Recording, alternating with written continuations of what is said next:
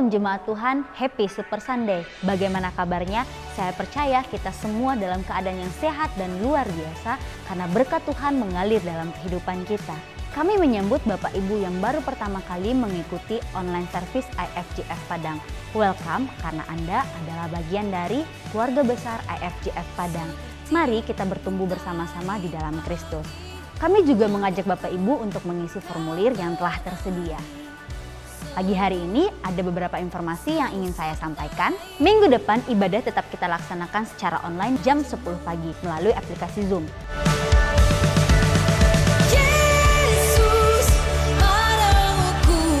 Untuk adik-adik yang berumur 12 tahun ke bawah, kami mengajak untuk mengikuti online service Kids di YouTube channel IFGF Kids. Selain itu ada juga iCare Kids. Untuk informasi lebih lanjut dapat menghubungi Ibu Lorika di nomor berikut ini.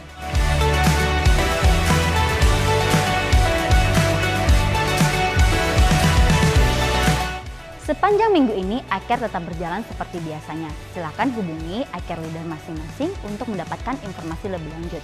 Bagi Bapak Ibu yang belum tergabung dalam iCare, dapat menghubungi iCare leader yang ada ataupun sekretariat gereja pada jam-jam kantor. Kami mengajak Bapak Ibu yang rindu untuk berdoa bersama dalam ibadah doa malam kita setiap hari Selasa jam 7 malam melalui aplikasi Zoom. Linknya akan dibagikan dalam WhatsApp group yang ada. Bagi Bapak Ibu yang membutuhkan dukungan doa dapat menghubungi nomor di bawah ini karena kita tahu doa adalah nafas hidup orang percaya.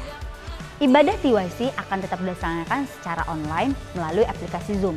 Linknya akan dibagikan melalui WhatsApp group IFGF TY dan IFGF College Padang. Bagi teman-teman yang belum tergabung silakan menghubungi Saudara Yefron ataupun Saudari Arni.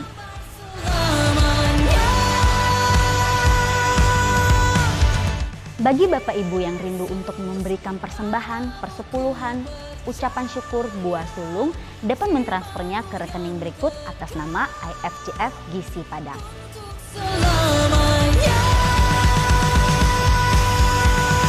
Mari kita berdoa untuk persembahan kita.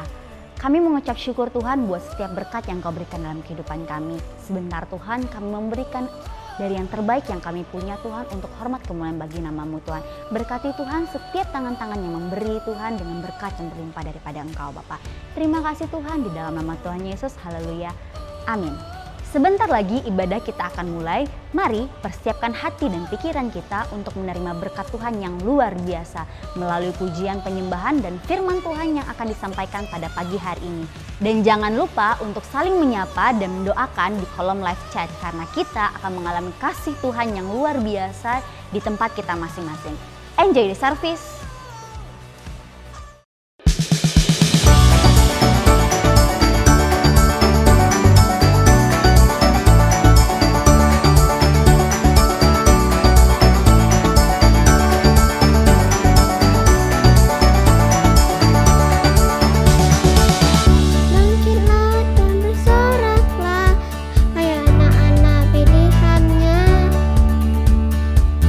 Tuhanlah sumber kekuatan.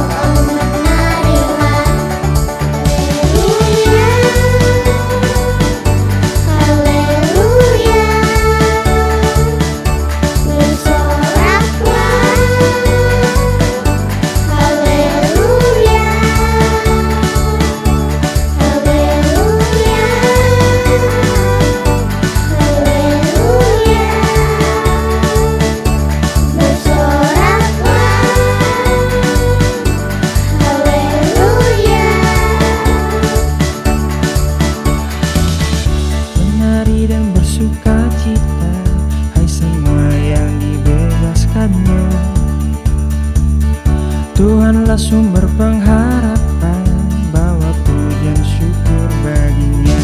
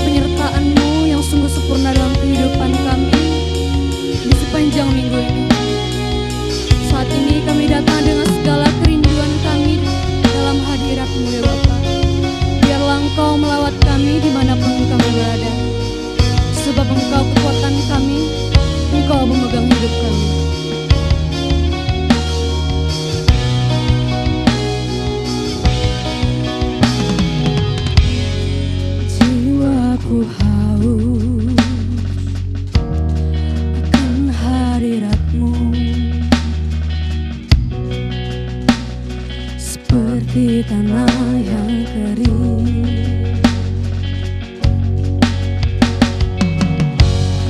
betapa ku rindu rasakan kasih-Mu, puaskan relung hatiku.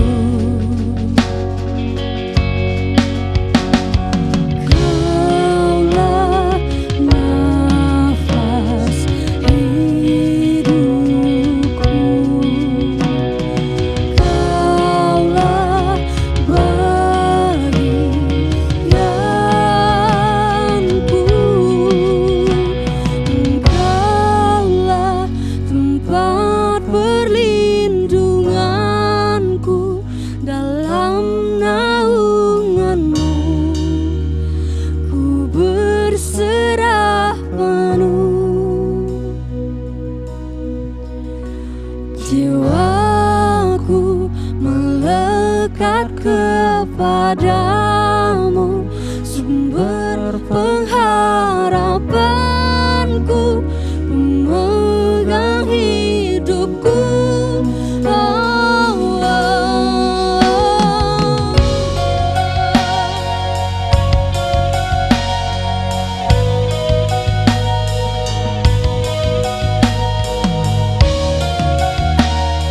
Setiamu Tuhan, itulah yang kami perlukan dalam kehidupan.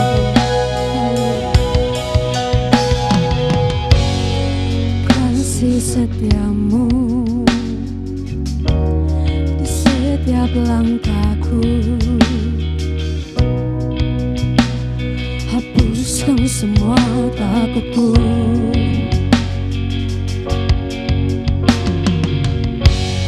Ku angkat tanganku,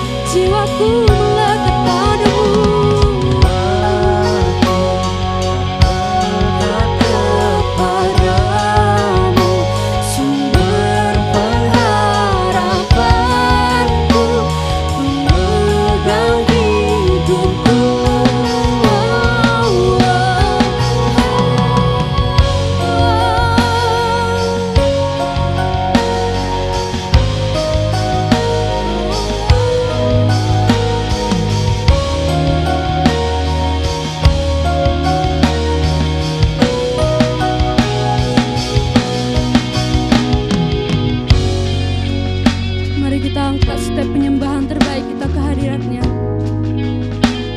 Sebab dialah pemegang hidup kita. Tiada Allah lain seperti Dia. Oh, oh. Dalam naungan-Mu Tuhan, kami berserah penuh.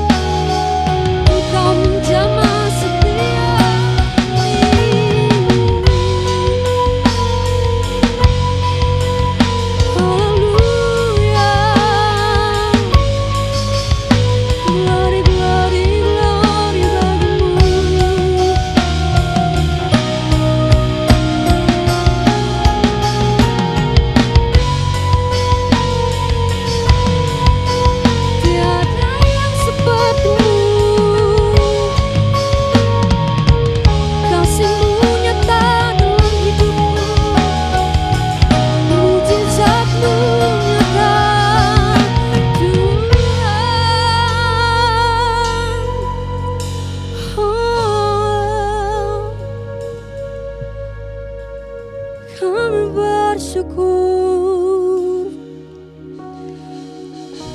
Terima kasih Tuhan. Haleluya.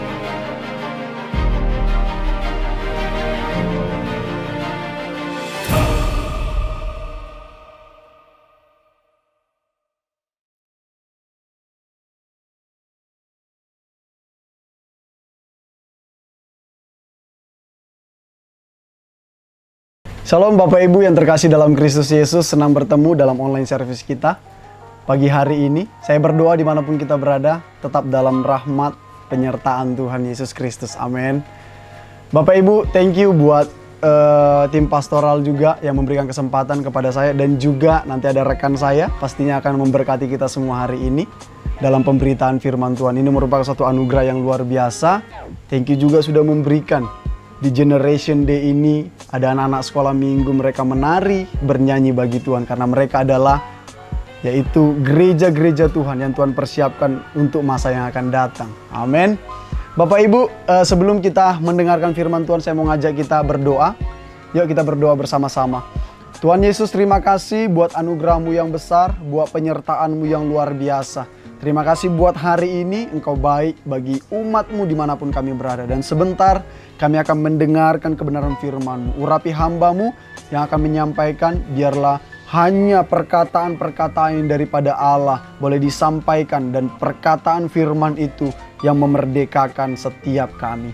Bersabdalah Tuhan, sebab kami siap mendengarkan di dalam nama Yesus Kristus. Kami berdoa dan mengucap syukur, haleluya, amin. Amin. Bapak Ibu, yuk kita semua yang punya Alkitab atau e-Bible-nya boleh angkat, dan kita akan deklarasikan yang menjadi pernyataan iman kita. 1, 2, 3. Inilah kabar baik. Saya diselamatkan oleh kasih karunia Allah, bukan oleh perbuatan saya. Saya dibenarkan, saya diubahkan, dan saya diberkati di dalam Dia. Sekarang saya tahu segala sesuatu terjadi dalam hidup saya untuk kebaikan, karena saya dipanggil sesuai dengan rencananya. Bersama kita hidup untuk kemuliaan Allah. People is our mission. Connect with God and make disciple. Greater destiny. Haleluya. Bapak Ibu yang terkasih dalam Kristus Yesus, dalam bulan ini kita berbicara tentang living in freedom. Hidup dalam kemerdekaan. Ya, saya percaya kita nggak hanya merdeka biasa, tapi kita mengalami kemerdekaan yang luar biasa di dalam Tuhan. Dan saya rindu kemerdekaan itu juga yang akan membawa kita lebih dalam lagi mengenal Kristus di dalam hidup kita. Ada sebuah film yang saya suka sekali gitu ya. Film ini sangat luar biasa memberkati saya. Itu filmnya diambil dari kisah nyata. Judulnya The Case of Christ. Jadi film ini berbicara seorang keluarga yang bernama Lee Strobel dan istrinya Leslie. Ya, mereka ini adalah keluarga yang sudah berpuluh-puluh tahun seorang ateis. Orang yang tidak percaya tentang Yesus, orang yang hanya percaya Yesus yang mati di kayu salib itu adalah mitos. Segala sesuatu yang berbicara tentang firman Allah adalah dongeng tua gitu ya. Mereka nggak percaya sama sekali. Ya, Lee Strobel ini menjalani hari-harinya, menjalani hidupnya sebagai seorang ateis. Sampai pada titik Tuhan menyatakan kuasanya melalui istrinya. Gitu ya. Ketika istrinya mengambil keputusan untuk menerima Tuhan sebagai Tuhan dan Juru Selamat, dia membaca firman Tuhan secara diam-diam. Dia berdoa kepada Tuhan supaya Tuhan menjamah suaminya, supaya suaminya dilembutkan, supaya suaminya menemukan kebenaran. Ini yang dia alami oleh Leslie setiap saat. Sampai pada titik Lee Strobel mengetahui bahwa apa yang dilakukan istrinya di belakangnya. Dia kecewa, keluarga mereka berantakan, mereka berantam gitu ya. Sampai pada titik Lee Strobel mengambil keputusan untuk melakukan riset demi riset bahwa apa yang diyakini istrinya adalah satu kesalahan total. Dia mulai mencari tentang Yesus itu. Secara histori, dia mencari apakah benar disaksikan oleh ribuan orang bahwa Yesus bangkit. Dia mulai mencari apakah benar Yesus yang disalibkan itu adalah Yesus yang sesungguhnya, bukan seseorang yang digantikan. Dia mau menemukan kebenaran itu. Dia mau memberikan satu kebenaran yang menurut dia bahwa apa yang dipercayai istrinya adalah satu kesalahan. Dia berusaha penuh, dia pergi riset, ketemu dengan profesor, ketemu dengan seorang yang berpendidikan, seorang pendeta dan lain sebagainya. Hanya satu yang dia inginkan, bahwa iman orang Kristen adalah kebohongan. Lee Strobel sampai pada titik dia tidak menemukan kesalahan dari Yesus itu sendiri. Sampai dia berkata, Yesus Tuhan kau menang, aku kalah. Dan benar-benar dia datang kepada istrinya. Dia mulai memperbaiki hubungan keluarganya. Dia bilang kepada istrinya, saya mau menerima Yesus sebagai Tuhan dan Juru Selamat. Karena saya tidak menemukan kesalahan dari Yesus itu sendiri. Yesus yang kamu sembah itu adalah benar-benar Yesus yang mati di kayu salib. Yang bangkit. Dan akhirnya keluarga ini mulai utuh. Dan sampai sekarang, Lee Strobel adalah orang yang sangat berpengaruh. Ketika dia mengajar di sekolah teologi, dia mengajar di seminari-seminari. Bahkan karya yang dia salurkan melalui tulisannya dalam buku banyak sekali. Dan itu memberkati banyak orang. Bapak Ibu, inilah kemerdekaan yang sesungguhnya. Dia tidak hanya merdeka karena pengalamannya, tapi memang benar-benar dia merdeka karena mencari tahu tentang Yesus itu siapa. Ini yang harus kita miliki sebagai orang percaya. Kita tidak cukup hanya tahu Yesus itu, tapi kita tidak mendalami, kita tidak mempelajari firman itu. Yohanes 1 ayat 1 dikatakan pada mulanya adalah firman. Firman itu bersama-sama dengan Allah dan firman itu adalah Allah. Firman, Yesus, itu yang harus kita cari tahu. Siapa Yesus itu sesungguhnya. Ya.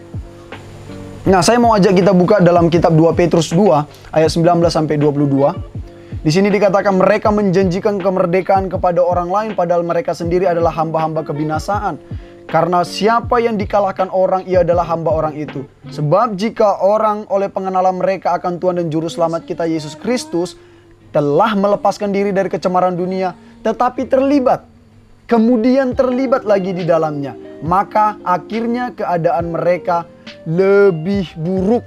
Perhatikan sini, keadaan mereka lebih buruk daripada yang semula.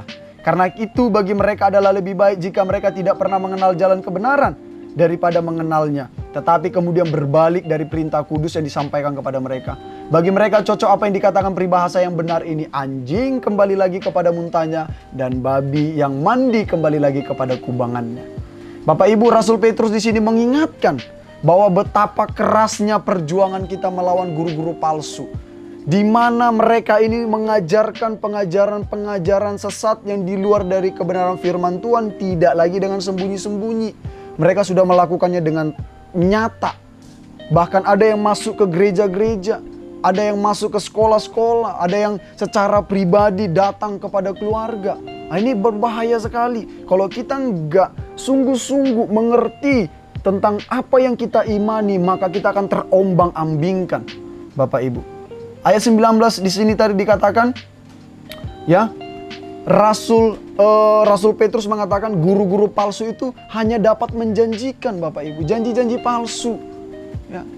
Sementara apa yang mereka janjikan itu mereka tidak akan pernah menerima. Ini yang dilakukan oleh guru-guru palsu. Jadi kita harus mulai mengerti apa yang menjadi kebenaran yang memerdekakan kita. Kita tidak lagi hanya orang yang datang mengikuti persekutuan dan lain sebagainya, tapi kita tidak mau mendalami tentang iman kita. Karena kenapa? Karena perlawanan kita bukan melawan darah dan daging, tapi melawan penguasa-penguasa, penghulu-penghulu di udara, melawan pengajaran-pengajaran sesat. Jika kita tidak memproteksi diri kita, kita tidak memproteksi iman kita, maka kita akan lari dari kebenaran yang sesungguhnya. Kita akan ngikut aja. Ketika itu mengenakkan telinga kita, ya udah kita nina bobo gitu ya. Iman kita semakin turun. Ketika ada tantangan, ketika ada masalah, kita mulai menyalahkan Tuhan, kita meninggalkan Tuhan. Dikatakan di sini tadi, orang yang dulu percaya kepada Tuhan tapi meninggalkan imannya kembali, ya, mereka itu adalah orang-orang yang tidak pantas bagi kerajaan Allah. Ya. Dikatakan di sini bahwa orang yang seperti itu adalah orang-orang yang patut dibinasakan. Ya. Kenapa? Karena mereka yaitu menyangkal kasih karunia yang dinyatakan Yesus melalui kematiannya di kayu salib. Mereka ini menghina, ya, karya salib yang dilakukan Yesus 2000 tahun yang lalu. Ini merupakan suatu penghinaan terhadap karya salib itu, Bapak Ibu. Jadi ini penting sekali. Jangan sampai ya kita semua diombang-ambingkan oleh pengajaran-pengajaran dan kita berbalik dari iman kita yang sesungguhnya. Karena jika demikian kita tidak layak bagi kerajaan Allah. Ya. Kemerdekaan harus membawa kita kepada kedewasaan rohani di dalam Kristus. Ya. Ada satu firman Tuhan dalam kitab 1 Yohanes 4 ayat 1 dikatakan, saudara-saudaraku yang kekasih, janganlah percaya akan setiap roh, tetapi ujilah roh-roh itu, apakah mereka berasal dari Allah, sebab banyak nabi-nabi palsu yang telah muncul dan pergi ke seluruh dunia. Banyak nabi palsu muncul dan pergi ke seluruh dunia. Jadi mari kita uji. Dengan cara apa? Kita terus mendalami firman Tuhan. Kita tekun belajar firman Tuhan. Kita mengerti tentang Yesus itu secara utuh, nggak setengah-setengah. Ya, sehingga pengajaran kita itu, iman kita kuat di dalam Tuhan. Dan pada kesempatan ini juga Bapak Ibu, teman saya, rekan saya, salah seorang leaders akan menyampaikan kepada kita sebagai umat Tuhan, apa yang harus kita miliki untuk memproteksi iman kita. Dan kita tidak kembali lagi kepada kubangan masa lalu sebelum mengenal Kristus. Untuk Karni, saya persilakan. Terima kasih Saudara Jepron. Terima kasih juga buat para tim pengembalaan yang sudah mempercayakan saya untuk menyampaikan sebagian firman Tuhan yang mau dibagikan pada pagi hari ini. Berbicara tentang dibebaskan seperti yang Saudara Jepron sudah sampaikan tadi, dari firman Tuhan 2 Petrus 2 ayat 20 yang berkata, sebab jika mereka oleh pengenalan mereka akan Tuhan dan Juru Selamat kita Yesus Kristus telah melepaskan diri dari kecemaran-kecemaran dunia, tetapi terlibat lagi di dalamnya, maka akhirnya keadaan mereka lebih buruk daripada semula. Jadi ini mungkin yang saya mau ulas di beberapa menit ke depan, bahwa ketika kita sudah mengenal Kristus, ketika kita sudah dibebaskan, kita sudah mendapatkan kebebasan. Kemudian kita terlibat lagi di dalamnya satu hal yang sudah dinyatakan sama firman Tuhan, bahwa akhirnya keadaan kita lebih buruk lagi. Ada suatu keadaan di mana kita merasa lebih beda, lebih dari sebelumnya. Kita sudah dibebaskan, kita sudah diberi kebebasan sama Tuhan. Nah, bagaimana kita bisa terlepas kembali dari lumpur? Karena kita manusia, kita bakalan bisa berulang di satu momen yang sama. Nah, ini yang mau kita pelajari, ini yang mau kita perlu pahami. Mindset kita harus terbuka oleh ini. Karena ketika kita balik ke situ, kita bakalan merasa kesusahan lebih besar daripada semula. Oke, saya ingin membagikan 3 cara menghindari kesalahan yang sama. Yang pertama, mengaku diri sebagai orang berdosa di hadapan Tuhan. Karena ini hal yang paling penting kita lakukan. Bagaimana kita tidak kembali ke kesalahan yang pertama. Kita mengakui kelemahan kita. Karena firman Tuhan berkata, iman itu berguna ketika usaha manusia semua gagal. Karena kalau kita pakai usaha kita, Bapak Ibu, Saudara-saudari, kita bakalan kewalahan, kita bakalan kesusahan. Tetapi kalau kita mengaku di hadapan Tuhan bahwa kita butuh Tuhan dalam setiap perjalanan kita, satu yang saya percaya, Tuhan bekerja lebih dalam kehidupan kita. Dalam firman Tuhan Yakobus 5 ayat 16 dia berkata, karena itu hendaklah kamu saling mengaku dosa dan saling mendoakan supaya kamu sembuh. Doa orang benar bila dengan yakin didoakan sangat besar kuasanya. Firman ini yang kita pegang dalam hidup kita sebagai pegangan, bahwa ketika kita mengaku, Tuhan akan menolong kita, Tuhan akan memampukan kita. Di 1 Yohanes 1 ayat 9 juga berkata, jika kita mengaku dosa kita, maka Ia adalah setia dan adil, sehingga Ia akan mengampuni segala dosa kita dan menyucikan kita dari segala kejahatan. Karena tidak ada seorang pun yang cukup kuat tanpa Tuhan. Gak ada. Kita butuh Tuhan, karena kalau kita berada di dalam kehidupan kita sendiri, kita akan berada di dalam kesia-siaan. Tapi dengan Tuhan, kita akan sangat kuat, karena Tuhan yang hidup ada di dalam kehidupan kita. Nah, ini langkah pertama yang perlu kita kerjakan. Kita mengakui kelemahan kita di hadapan Tuhan. Kemudian poin kedua, bagaimana kita membangun hubungan kita dengan Tuhan. Bapak Ibu semuanya, kita perlu cari wajah Tuhan. Kita jangan lari dari hadirat Tuhan.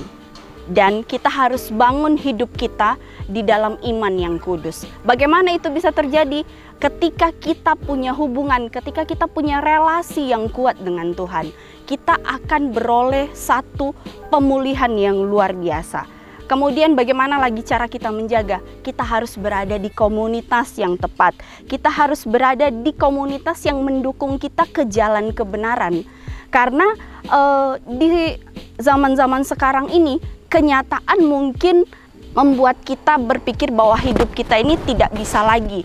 Tetapi satu kebenaran firman Tuhan yang saya ingatkan lagi kepada Bapak, Ibu, Saudara-saudara terkasih, bahwa mari kita sama-sama hidup oleh kebenaran Tuhan, bukan oleh kenyataan. Kenyataan mungkin berkata masa lalu kita hancur, tetapi kebenaran firman Tuhan membawa kita ke dalam suatu pengharapan yang baru. Karena ada Tuhan Yesus yang menolong kita untuk bangkit lagi, untuk pulih lagi, untuk lebih luar biasa lagi. Jadi Bapak Ibu, kebebasan ini sudah diberikan oleh Tuhan ke kita. Jangan disia-siakan. Jangan sampai Tuhan udah ngangkat kita dari lumpur dosa, kemudian kita balik lagi. Karena untuk pertama kali kita main lumpur secara logikanya mungkin jijik kali, tapi untuk kedua kali gampang buat kita beradaptasi. Makanya akan berat di 2 Petrus 2 ayat 20, keadaan mereka akan lebih buruk daripada semula karena gampang beradaptasi. Ditambah kita sebagai manusia yang cenderung keinginan hati kita ke hal-hal yang seperti itu. Yuk mari sama-sama kita ambil komitmen untuk menguatkan hati kita, membangun hubungan kita dengan Tuhan, berada di komunitas yang benar.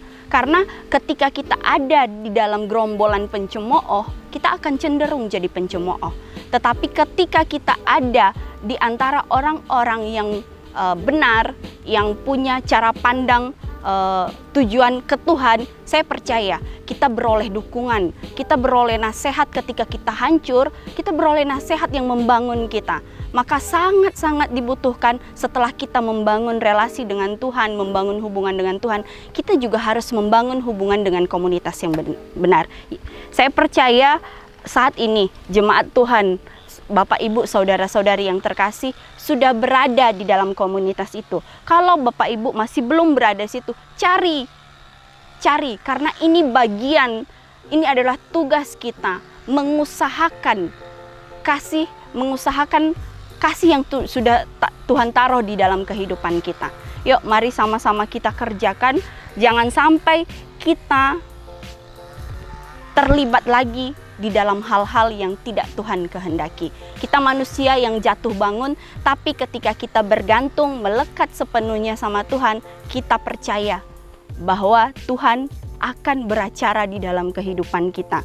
Karena seperti yang saya bilang, tidak ada seorang pun yang cukup kuat tanpa Tuhan. Andalkan Tuhan, kasih Tuhan di garis terdepan hidup kita. Bukan finansial kita yang kita taruh, bukan kekuatan kita yang kita taruh, tapi kasih Tuhan di garis terdepan yang melindungi kehidupan kita. Saya percaya ketika itu kita lakukan, kita nggak akan jatuh meninggalkan Tuhan. Kita nggak akan melepas kebebasan yang Tuhan udah berikan ke kita. Jadi mungkin itu saja yang bisa saya sampaikan pada pagi hari ini. Saya kembalikan ke rekan saya Jeffron. Firman Tuhan yang sangat luar biasa disampaikan oleh Kak Arni, bahwa sebagai orang percaya ada beberapa hal penting kita miliki supaya kita tidak bernostalgia dengan masa lalu kita, Bapak Ibu. Masa lalu sebelum kita mengenal Kristus dan setelah kita mengenal Kristus itu sangat penting.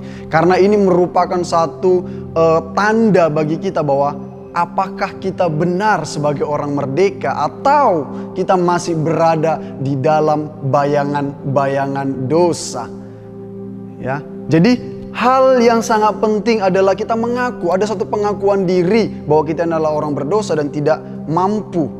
Dan kita hanya mampu melakukan segala sesuatu itu ketika kita melibatkan Tuhan. Kemudian juga dijelaskan bagaimana kita harus memiliki satu hubungan yang sangat dekat dengan Tuhan.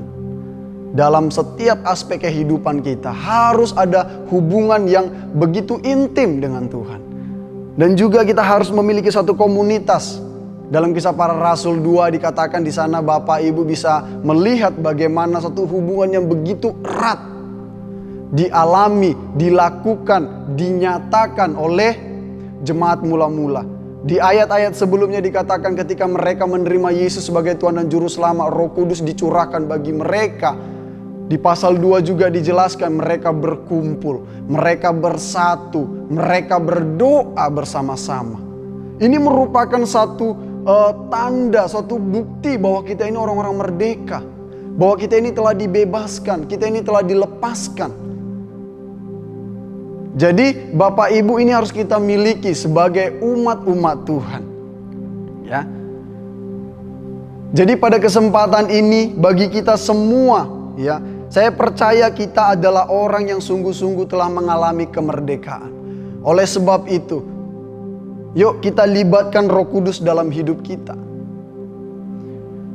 Menyadari bahwa tanpa keberadaan Roh Kudus, hidup kita tidak akan pernah bisa sesuai dengan kehendak Allah. Ini harus kita miliki kesadaran ini, Bapak Ibu teman-teman semua. Benar kita mengklaim bahwa kita adalah orang-orang berdosa, orang-orang merdeka. Tapi kemerdekaan tanpa pimpinan Roh Kudus, maka kita tidak akan tahu apa yang menjadi kehendak Allah. Kita akan berjalan seperti orang buta. Kita akan berpikir bahwa jalan yang kita tempuh itu adalah jalan yang benar. Sementara firman Tuhan bilang apa? Dikira jalan lurus tetapi menuju kepada kebinasaan. Kenapa seperti itu? Karena kita tidak melibatkan Roh Kudus dalam hidup kita.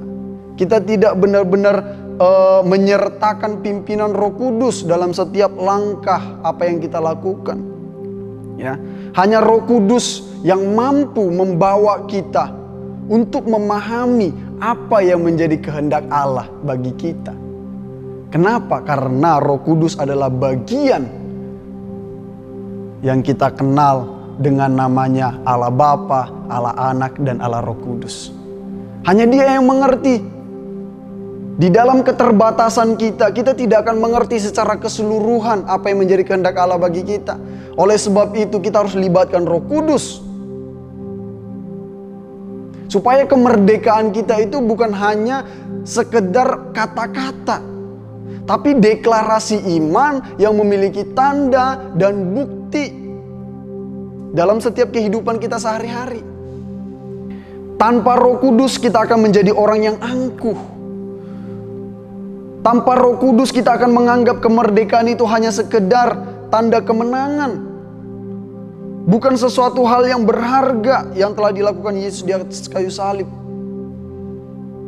Itu hanya sekedar pengakuan, tapi tidak ada satu bukti dalam kehidupan kita. Kenapa? Karena hidup tanpa Roh Kudus, tindakan kita akan menjadi sembrono. Seenaknya kita. Kebenaran itu kita anggap ya udah nggak apa-apa, ini benar kok, saya lakukan aja. Sementara sesuai dengan firman Tuhan, tindakan kita itu adalah salah. Ini kerap sekali kita alami, ya, karena secara natur di dalam diri kita ingin sekali melakukan sesuatu itu tanpa melibatkan Tuhan. Dan ketika kita berjalan, oh saya mampu, saya nggak apa-apalah. Tanpa Tuhan bisa kok. Ya. Jadi ini penting sekali Bapak Ibu. Yuk kita libatkan Roh Kudus dalam hidup kita. Supaya kemerdekaan itu menjadi kemerdekaan yang sejati. Ya, kemerdekaan yang dipimpin oleh Tuhan. Kemerdekaan yang memiliki satu bukti yang nyata.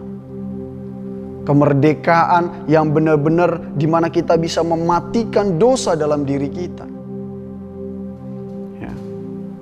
Kemerdekaan orang percaya adalah kemerdekaan yang meninggalkan masa lalu dan hidup memandang ke depan dalam pimpinan Roh Kudus.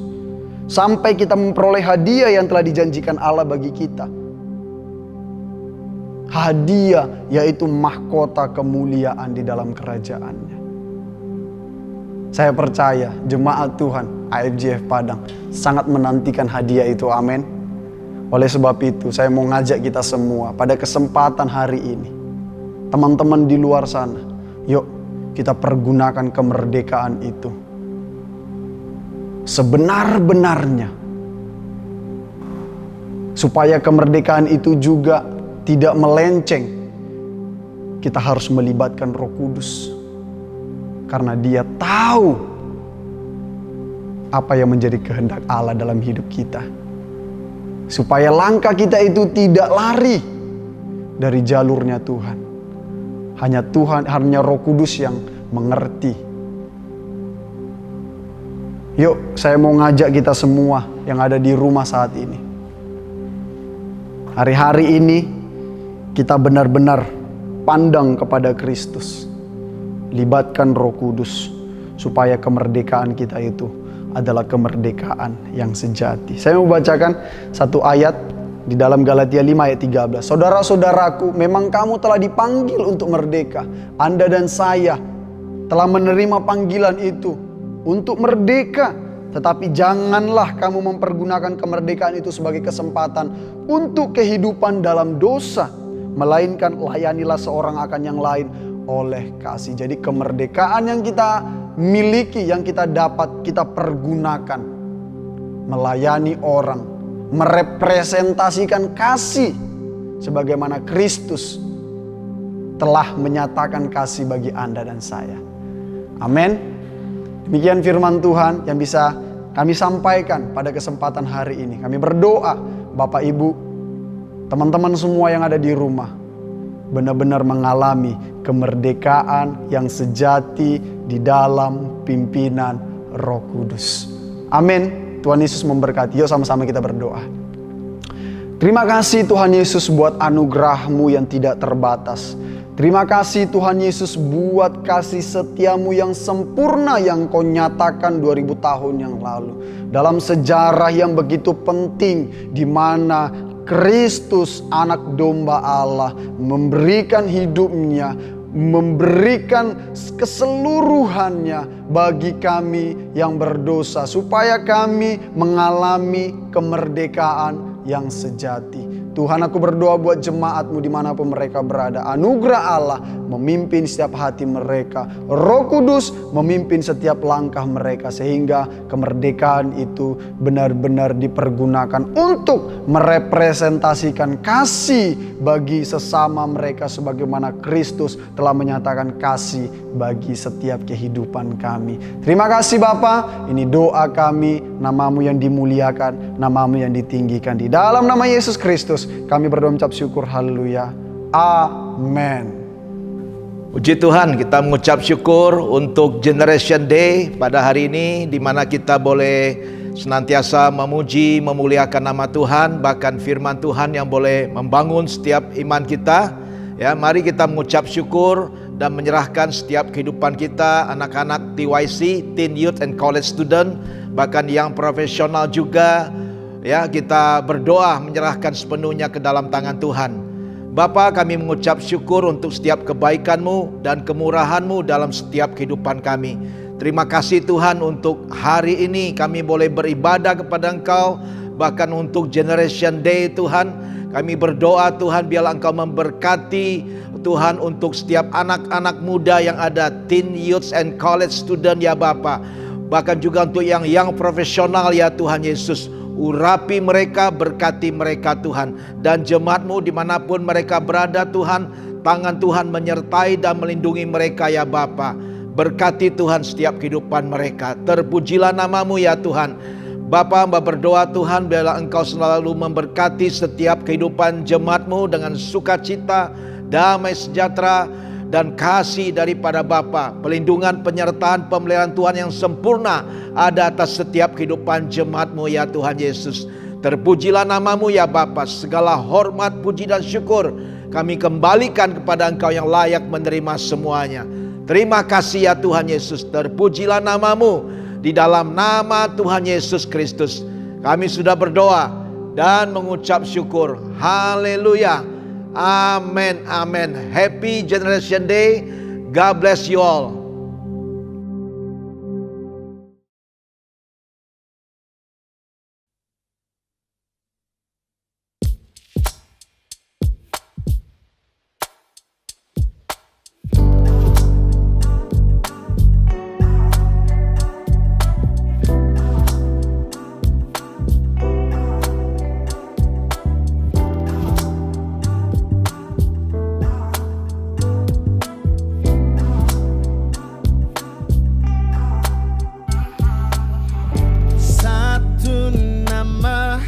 Yang mengatasi segala